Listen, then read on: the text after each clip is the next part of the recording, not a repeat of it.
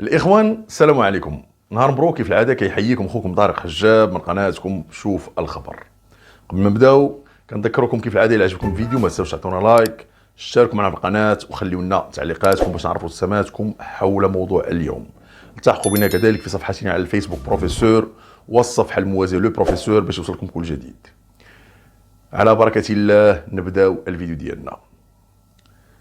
الاتحاد الاوروبي يخرج ببيان ويصدم الجزائر.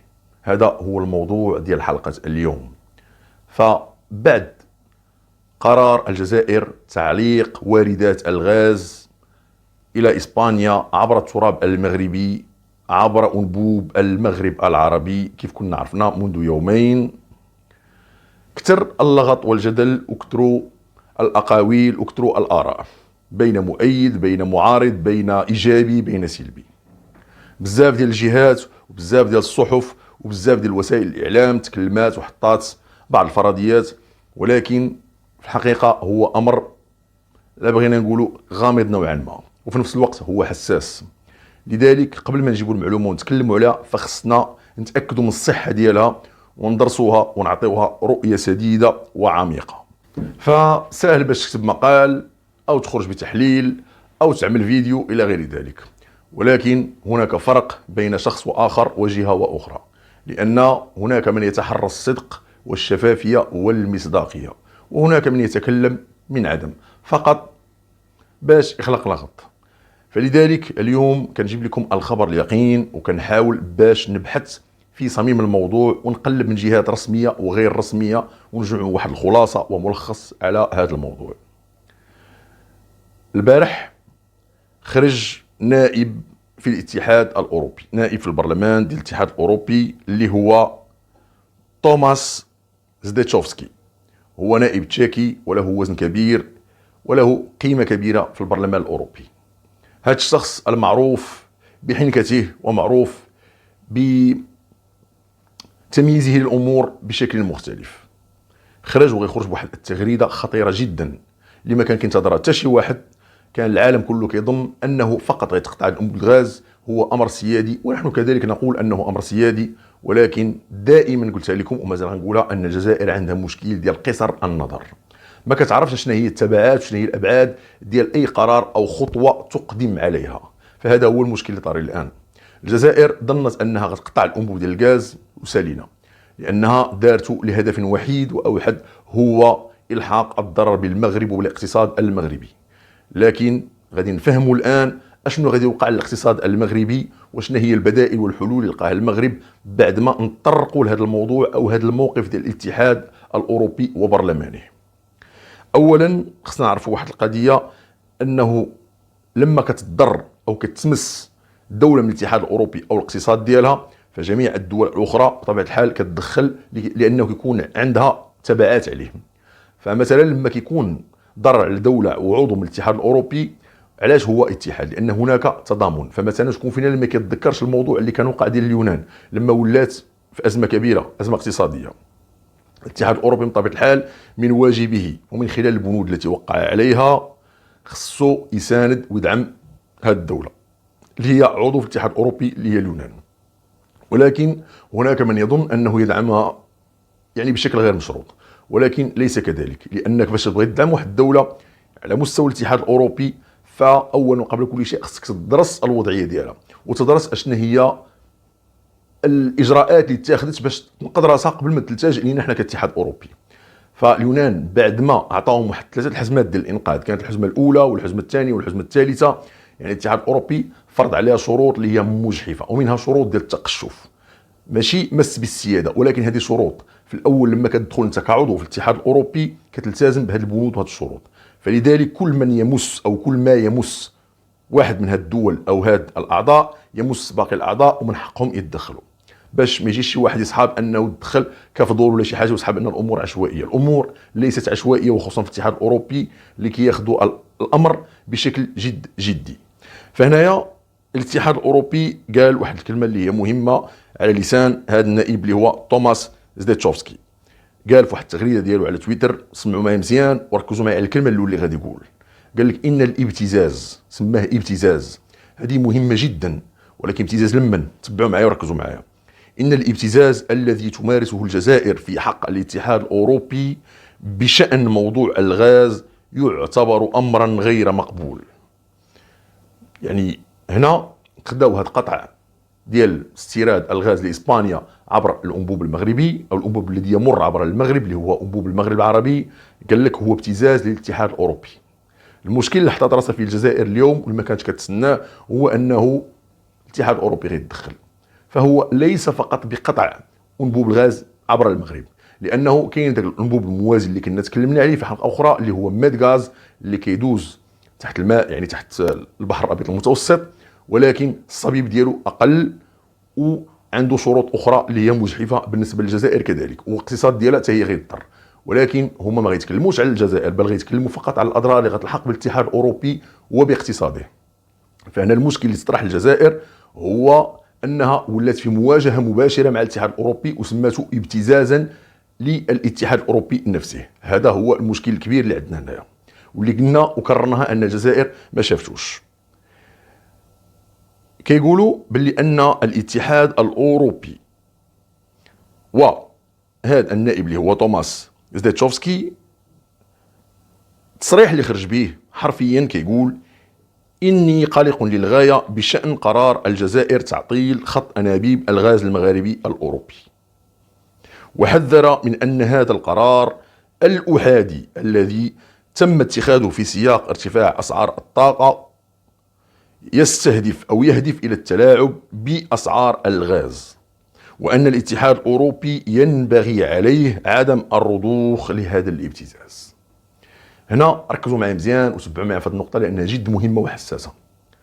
أولا وقبل كل شيء هنا ما تكلمش هو على المغرب، باش ما يجيش شي واحد يقول لك لا رشاوي، هضره خاوية، مواقف دبلوماسية، شراء الدمام، شراء الأصوات. هو لم يذكر المغرب قط، الاتحاد الأوروبي ولا هذا النائب، حتى شي واحد ما ذكر المغرب الأوروبي. هم في البيان ديالهم كيذكروا الاتحاد الأوروبي فقط ولم يذكروا المغرب، لأنهم هنا تيقول لك حنا كنهضروا على المصالح الشخصيه ديالنا، اما المغرب شغلو هذاك. وفعلا كان هذا هو القرار والموقف السليم والسوي. ما عندهمش علاش يدخلوا المغرب، لان المغرب ليس عضوا في الاتحاد الاوروبي، والمغرب يتضرر الاقتصاد ولا ما يتضررش، هذاك الشيء كيبقى مساله داخليه ديالنا حنا كمغاربه وحكومتنا المغربيه، اما هما ما عندهمش بها علاقه. ولكن لما كيولي عندك انت كجزائر كتولي كتواجه الاتحاد الاوروبي وكيولي كيقول لك انه ابتزاز وكيدعي الاعضاء باش ما يرضخوش لهذا الابتزاز، فهنا خلقتي راسك مشكل كبير. لانه اولا وقبل كل شيء حتى لو هذاك العقد ديال الغاز بقى كيمشي لاسبانيا فغادي يكون بشكل مؤقت، لانه غالبا غادي يتم الضغط على اسبانيا من طرف الاتحاد الاوروبي باش تقلب على بديل. ربما غادي يخليوه غير مؤقت ان باش ما يحبسوش الامدادات ديال الغاز ديالهم عبر داك ميد غاز. بالاضافه الى كنا كيف تكلمنا في حلقات سابقه، الجزائر الان ملزمه بتوفير 7 الملايير متر مكعب اضافيه على نفقتها الخاصه. يعني كيف ما كان فالعقد فيه 15 مليار متر مكعب اللي خصها تمشي لاسبانيا، ولكن هذا الانبوب ديال ميد غاز اللي كيعوض هذا الاخر اللي كنتكلمنا عليه داز على المغرب اللي هو المغرب العربي، السعه ديالو ديال الصبيب ديالو هي فقط 8 المليار. اذا غتبقى خصها 7 المليار اللي تقريبا قلنا هي 50% تقريبا اللي بغينا نقولوا. هنا خاص الجزائر تنقلها على نفقتها الخاصه، لان داك الانبوب ما غيكونش كافي. العقد اللي وقعت عليه اسبانيا وهي ما عارفاش التبعات ديالو، وهنا اللي كنتعجب كيفاش الساسه والسياسيون الجزائريين ما عرفوش واحد القضيه وما فهموش واحد المساله مهمه، الا وهي انه لما كدير واحد البند خصك تشوف التبعات والعواقب ديالو قبل ما تشوف الايجابيات ديالو يعني والارباح ديالو. هنا الجزائر غتولي كتبيع الغاز ربما حتى بخساره، وهادشي كامل باش نرجعوا ليه هو زكاره في المروك، شغلهم هذاك ما تيهمناش وحنا قبلنا الامر وعندنا حلول بديله اللي غنتكلموا عليها. فاذا الاتحاد الاوروبي لما غيقول لك ان الجزائر ولهنا كاينه اشاره واضحه ورساله غير مباشره، رساله مشفره اللي كتبغي تقول المجتمع الدولي وللجزائر نفسها ولباقي اعضاء الاتحاد الاوروبي ان الجزائر شريك لا يمكن الوثوق به، شريك فقط في هذا العقد ديال الغاز مثلا. اذا الجزائر ما يمكنناش نثقوا بها لانها على حين غره قامت بواحد القرار فقط من اجل تسويه حسابات مع دوله جاره اللي هي المغرب، والذي لا يهمنا امرها كالاتحاد الاوروبي، ولكن تلعبت بهادشي كامل، والهدف ديال هادشي كامل هو التلاعب باسعار الغاز. فهنا ولاو كيتهموا اتهام خطير جدا، واخطر اتهام يمكن يتهموك به دول اخرى او المجتمع او المنتظم الدولي فيما يخص الموارد الطبيعيه اللي هي كالغاز والبترول وحتى الحديد الى غير ذلك او الفوسفات مثلا، هي التلاعب. يعني ملي كتسمع واحد الدوله ولات كتنتهج السياسه ديال التلاعب بالاسعار، فهنا كيولي كلشي كيحذر منها، ما كيبقى بغى يتعامل مع حتى شي واحد، وكيوليو كيقدروا يديروا عليها حظر اقتصادي. وهذا الشيء كان عندنا خير مثال ديالو، خير دليل هو داك الشيء اللي كان وقع في فنزويلا. ففنزويلا دوله من اغنى دول العالم في النفط، ولكن شعبها من افقر الشعوب في العالم. الناس كتموت، الناس كتقتل في عباد الله، على كاين اللي كيقتلوه باش يديو ليه صباط. هادشي كاين فعلا وحقيقه في فنزويلا، لانه العالم ما بقاش كيثيق في فنزويلا، ما بقاش بغى يتعامل معها، ولات كتبيع النفط ديالها في الاسواق الموازيه والسوق السوداء لدول اللي كتعطيها واحد الاسعار اللي هي طفيفه جدا. وهنا وقعت الكارثه. فاذا الجزائر على شفا حفره من النار. الى الاتحاد الاوروبي اللي هو مركز الاقتصاد في العالم كيشدك وكيهاجمك وكيحطك، يعني الا بغينا نقول سور لا لين دو ميغ، كيحطك كهدف، فكن على يقين انها بدايه النهايه. يعني قريبا جدا غنتسناو واحد القضيه، هو ان الجزائر هذاك الغاز غتولي ما لا قيمه دير به، غادي يولي عندها فائض. وهذيك الشركه ديال سوناطراك اللي كتباهى بها واللي هي العماد ديال الاقتصاد الجزائري غتولي يعني عقيمه ما كتنتج حتى شي حاجه، لان هذاك الغاز غيوليو كيبيعوه فقط في الاسواق السوداء وغيتحط على شي حظر. يعني حنا قريبين من هذا الشيء، كنعرفوا انها دخلت على هذا الخط. وفي هذا الموضوع دخل الاتحاد الاوروبي، فاكيد انه مع المده غادي يدعموا امريكا، وخصوصا ان امريكا حتى هي كتتحكم في السوق ديال الغاز. اذا هنا عندنا مشكل كبير بالنسبه للجزائر اللي ما فكرتش فيه وحطت راسها فيه، وحطت راسها في حرب مع الاتحاد الاوروبي وليس فقط المغرب. بعد منها غنتكلموا على واحد المساله اللي هي جد مهمه، انها الهدف من هذه الخطوه اللي رجعت عكسيه واصبحت تضر بالجزائر وتقريبا لا تضر بالمغرب، باش نكونوا صريحين ونكونوا منصفين ونكونوا محايدين. الا قلنا ما غيضرش بتاتا بالمغرب فغنكونوا كنكذبوا على راسنا. نحن هنا لسنا للتطبيل، حنا باش نقولوا الحقيقه ونوصلوا الحقيقه كما هي للمواطن ونحلوها ونعطيو الحيثيات ديالها والابعاد ديالها. الضرر هناك ضرر ولكن طفيف جدا، بحال بغينا نقولوا غيخلق لك واحد شويه ديال صداع الراس، ولكن ماشي غادي يريبك كيف هما كانوا كيظنوا. هما خداو هذه الخطوه من اجل الحاق الضرر بالمغرب ومن اجل هدم اقتصاد المغرب، ولكن ما فكروش مزيان، لانهم على الاقل كان عليهم يطالعوا على المغرب وما هي القدرات ديالو، ما هي العلاقات ديالو، وما هي السبل الدبلوماسيه التي يمكن له ان ينتهجها. هنا داروا هذا الغلط اللي قلنا كبير. المغرب عنده ضرر اللي هو طفيف جدا، وكنا نعاودوا ما فيها باس نذكروا به بلغه الارقام، هو 50 مليون دولار سنويا، التي تعتبر لا شيء مقارنه مع اقتصاد بلد كالمغرب. هذه رقم واحد. الرقم الثاني هو 800 مليون متر مكعب ديال الغاز، اللي قلنا ما تتشكلش تقريبا حتى واحد 10 او 15% من احتياجات المغرب، واللي كيستغل المغرب فقط في انتاج الطاقه، وعنده بدائل كبيره باش ينتج الطاقه، لاننا حنا كيف قلنا حنا الاوائل عربيا وافريقيا بدون منافس او منازع في انتاج الطاقه. ودابا درنا العقد ديالنا اللي غنبداو نصدروا لبريطانيا ل 28 مليون مواطن تقريبا، اللي هي 7 مليون ديال البيوت. عقد ضخم واستثمار ضخم جدا اللي غادي يدر عندنا اموال كثيره وغادي يرجع للمغرب بالخير العميم في اقتصاده. اذا المغرب هنا امام هذه المساله هذه ما غاديش يوقف مكتوف الايدي، ما غاديش يقول قطعوا لنا الغاز، ما عندي ما ندير. لانه المغرب حتى قبل ما وقع هذه المشاكل الدبلوماسيه وهذه التوترات السياسيه مع الجاره الشرقيه الجزائر، المغرب كان ولا يزال دائما حذرا ويقظا وفطنا، يعني موجد وعارف، لانه كيعرف انهم شركاء ما يمكنش تثق فيهم، مع العلم انه في الدبلوماسيه وفي السياسه العالميه دائما خصك تكون مستعد، ما تفقدش الثقه، ولكن دير واحد المساله ديال المراقبه. الثقه لا تنفي المراقبه، انا كنثق فيك ولكن كنراقب شغلي. اذا المغرب هذه السياسه اللي كينتهج. المغرب رد البال وعارف انه اي شريك خدام معه في شي حاجه في شي مجال، لا ديال الطاقه الى غير ذلك، في اي لحظه تقدر تجي ديك التسطيه ولا شي واحد من الشعب ولا شي واحد من البرلمان، ولا يطلع شي حكومه جديده وتقلب على المغرب، ولا تكون هناك شراء ذمم. فاذا هذه هي الدوله الناجحه اللي كتخدم معك بثقه، ولكن في نفس الوقت ما كايناش ثقه. تقنيا ما كتكونش ثقه، في التعامل كاينه ثقه، ولكن تقنيا خصنا نرد البال وندير ان ما كاينه ثقه في حتى شي واحد يقدر يتقلب عليا. وخصوصا هنا لما كنتكلموا على بلد الذي يقولها علنا وصراحة وجهرا وسرا هو أنه عدو للمغرب ويكن له العداوة، وتيقول على أنه كيقلب على أنه يريبه ويدمره. فإذا المغرب الحلول اللي عنده الآن هي كالآتي، أو هي اللي غنناقشوها دابا. أولا قبل كل شيء المغرب عنده علاقات كبيرة ووطيدة مع دول اللي هي منتجة للغاز. مثلا عنده علاقة مع نيجيريا، ولكن نيجيريا في هذا الآون الحالي وهذه الظرفية الراهنة ما غنتكلموش عليها، لأن ليس هناك بحل وشيك. ولكن شنو عندنا اسبانيا اللي بيننا وبين هذاك الانبوب ديال الغاز اللي كان ديال المغرب العربي، اللي كان كيدي الغاز غيقدر يستعمل بشكل عكسي، ولكن غنفسروا كيفاش. ثانيا عندنا علاقات جد طيبه مع قطر، وخصوصا ان قطر يعني عندها واحد الحب خاص للمغرب، لانه لما وقعت هذيك الازمه الخليجيه تقريبا جميع دول المنطقه والدول العربيه قطعت العلاقات ديالها، هاجمت قطر، تهجمت عليها، باستثناء المغرب هو الوحيد اللي خذ العصا من الوسط وخلى علاقاته طيبه مع جميع دول ديال الاتحاد او المجلس التعاون الخليجي. فاذا بقى هو الكبير ديال القبيله، هو الذي يكنونه الاحترام، ولنا خير ذلك، خير دليل على ذلك هو الان ان موضوع الصحراء هذو كلهم يعني هذو القطبين اللي هي قطر من جهه، ومن جهه اخرى هي الدول الاخرى كالسعوديه والامارات والكويت والبحرين وسلطنه عمان، هاد الدول هذو الان كلهم كيدعموا المغرب في قضيه وحدته الترابيه وفي ملف الصحراء، وهذا الشيء كامل شفناه في الاسبوع الماضي، كلهم لهم نفس الموقف. هنا كيبين لنا على انها سياسه حكيمه ورشيده اللي انتهجها المغرب، وكانت عنده رؤيه اللي كتتسم ببعد النظر وليس بقصر النظر كما وقع في الجاره الشرقيه. اذا هنا في هذه الحاله هذه المغرب كسب الود ديالهم. عندنا قطر اللي هي من اكبر المصدرين ديال الغاز في العالم وعندهم جوده كبيره، هذه من جهه، بالاضافه الى انها عندها اسطول كبير لنقل الغاز الى العالم، وهذه المساله هذه تخدم المغرب، لان المغرب بدا فعلا مفاوضات باش يجلب الغاز ديالو الحاجيات ديالو من قطر، وقطر موافقه 100%، ما عندنا حتى شي مشكل. فين غتجيبوا؟ قلنا انه المغرب يفتقر الان، كنهضروا غير على الان، للبنيه التحتيه لاستقبال ايرادات الغاز من دول اخرى، لانه باش نفهموا واحد القضيه، الغاز ماشي كيجي وكيدوز بديك الطريقه، ما فيها باس غندير واحد التذكير بسيط. الغاز اولا لما كتبغي تصدروا عن طريق الناقلات او الباخرات البحريه، فكاينه واحد القضيه السفن طبعا، فكاينه واحد المساله اللي خصنا نعرفوها.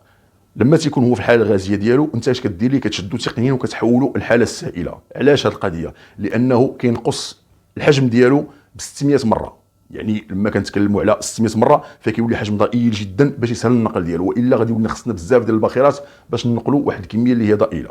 فاذا تقنيا كتم التغيير ديالو من الحاله الغازيه للحاله السائله، وكينقص كيف قلنا ل 600 مره.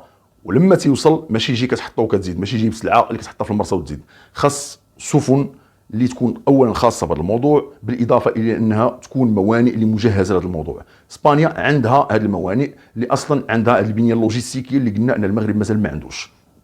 فاذا هذا الغاز الان غيبدا ينقل من قطر الى اسبانيا، واسبانيا غتستقبله، وهناك فعلا اتفاق اللي هو تم الاتفاق عليه، والامور غادا الحمد لله بسلام وطيبه. غيوصل تما في هذيك المحطات كيعاود يرجع للحاله الغازيه ديالو باش تدخلوا في الانابيب وتصيفطوا للمغرب. اذا في هذا القطع العلاقات مع الجزائر او هذا الانبوب ديال الغاز اللي تقطع فهو لصالحنا، لان الملكيه ديك 550 كيلومتر اللي هي ديزا في التراب المغربي اصبحت في ملكيتنا. هذاك الانبوب ولا ديالنا، وهذا كان موجب الاتفاق، دابا ولا محفظ ومسجل في سميه المغرب، ما عندنا فيه حتى شي مشكل.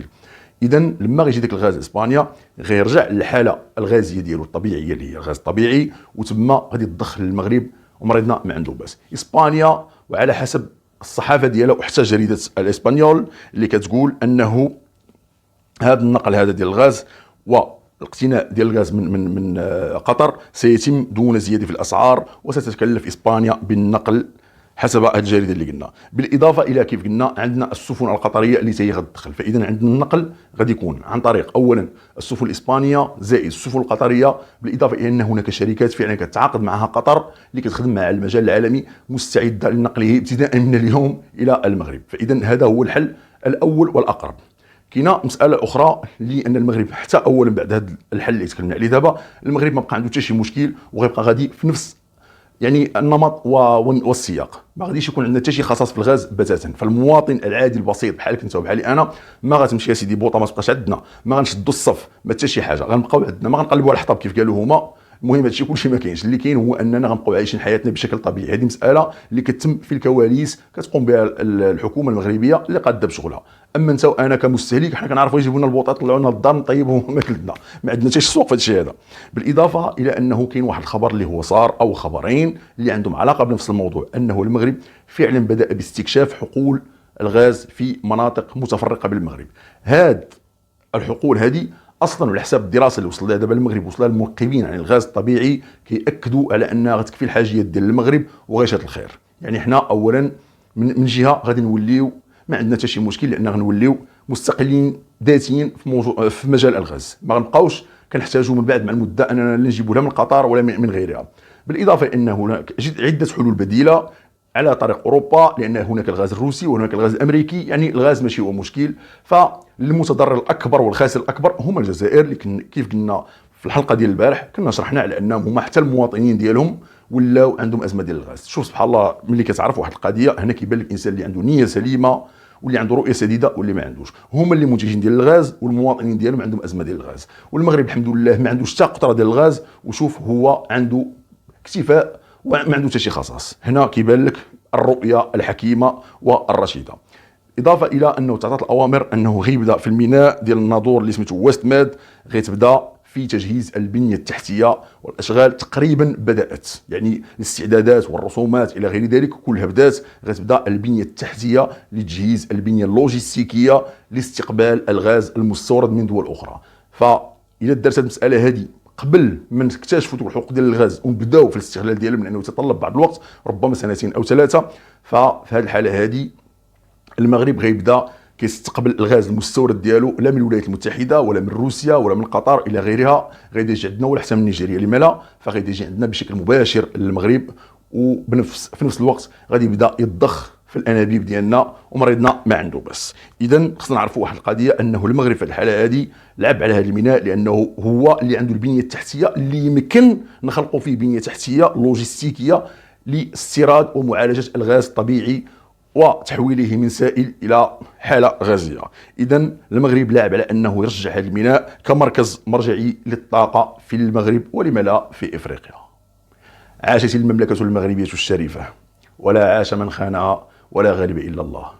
اخوان، كنتمنى الفيديو يكون عجبكم. الى عجبكم ما تنساوش تعطونا لايك، شاركوا معنا في القناه، وخليوا لنا تعليقاتكم باش نعرفوا ابتساماتكم حول موضوع وحلقه اليوم. تفضلوا معنا، اشتركوا معنا في صفحتنا على الفيسبوك بروفيسور، والصفحه الموازيه لو بروفيسور، وكذلك الانستغرام باش يوصلكم كل جديد. خليوا لنا تعليقاتكم بطبيعه الحال باش نعرفوا ابتساماتكم.